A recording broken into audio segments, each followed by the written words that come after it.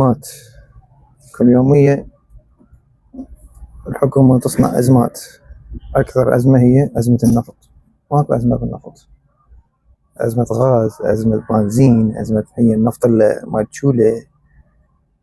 نفط العراق ما يخلص، نفط الخام اللي موجود بالعراق بس الواردات داخل العراق كافي، اللي ما يحتاج، احنا ما نحتاج أزمة، فماكو داعي أزمات.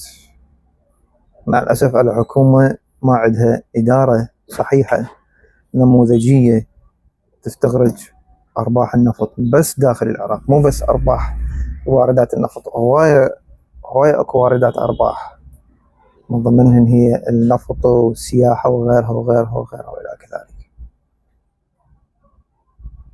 ما أدري ليش الحكومة ما تفكر شلون تنتج تستخرج أرباح من النفط بس وغيرها وغيرها وغيرها. معامل العراق، المصانع العراق خير من الله، المخضر خير من الله، كلها استيراد. أنا مو شنو تربحون؟ بالعكس إذا تمشون على إدارة صحيحة مثل قانون إمام علي لا تربحون ملايين.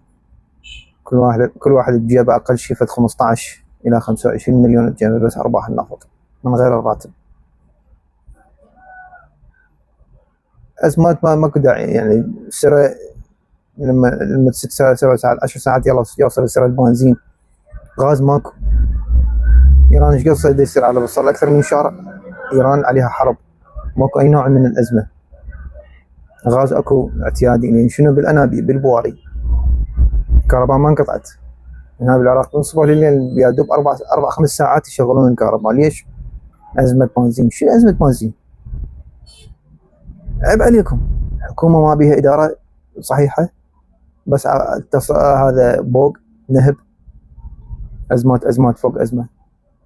شنو ذنب العراقي؟ شنو ذنبنا احنا كلنا؟ أنا شنو ذنبي؟ يلا فهموني. يوم على يوم فقرة تموت، وهاي حرب على إيران، والحكومة تعطي دعم لإيران وما تفكر بالشعب العراقي. والعتبات المقدسة هم تعطي دعم لإيران، وأنا واحد من الناس اللي قاعد إيجار وقوم مدبر العيشة.